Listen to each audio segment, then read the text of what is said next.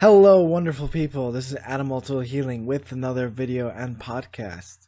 Today, I want to talk about, well, this is more of a stream of consciousness, but I'm going to focus more on energy and emotion, or the one and the same.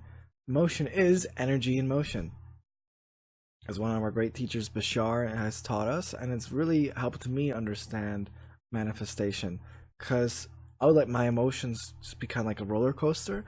I wouldn't really think about using them for good, using my emotions to guide me in a way. Abraham says, let your feelings be your guide, right? And it really works when you use it mindfully, as for example in prayer, conscious prayer. I'm reading The Power of the Subconscious Mind, and the author states about using prayer as a sign of gratitude. You're communicating to the infinite field, the quantum field, infinite field of all potentials. You say, I am so happy and grateful for something that you want to manifest, but you really feel it. Because, the trap is like, oh, I wish it would come, I hope it will come. It's not really the same thing as being grateful and feeling those positive emotions, those amazing, life-giving emotions right now. So with energy, when it's stagnant, it's like water. If it's not moving, it gets full of bacteria and it's all nasty. But with emotion, when it's guided and a stream in the direction where you want, it's beautiful, it's life-giving. For example, I'll use an example of how I use this prayer. I had this exam for history, and I actually had to do, it was an oral exam.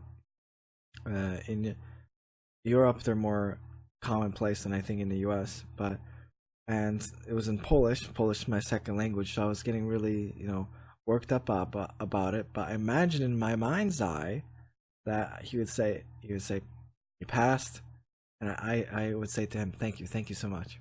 I did that like 3 or 4 times, and I felt that emotion of me passing, that relief. Guess what? I passed.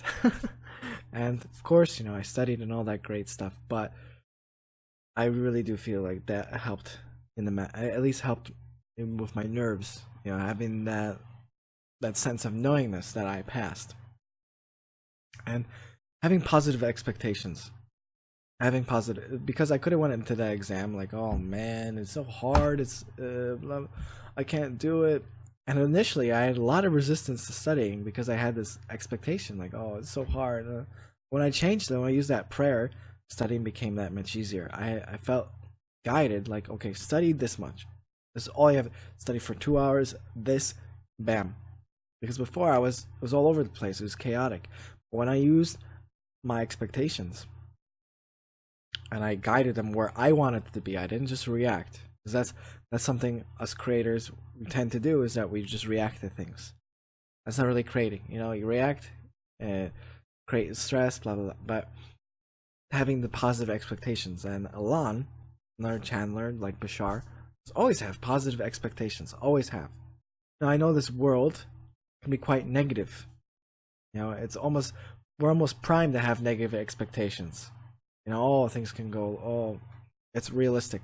But how can you manifest something if you don't even expect it to come? And then, speaking of positivity, I look at our minds as gardens. If you feed it, plant seeds, you water it, it will grow, right? But if you have weeds, like these negative beliefs, they'll grow as well if you don't tend to them.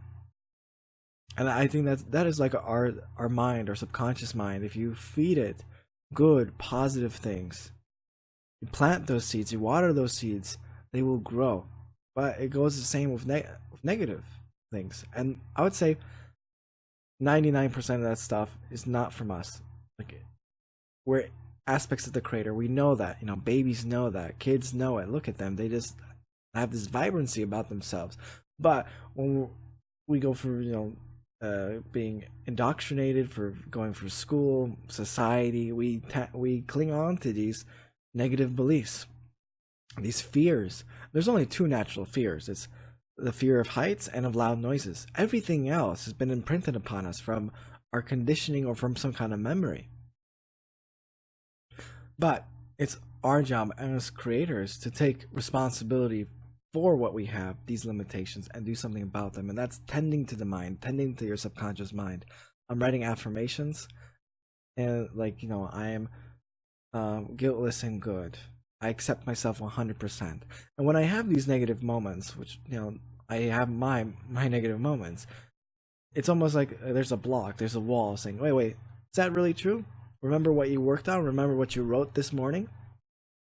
It really does help, guys. I highly recommend it.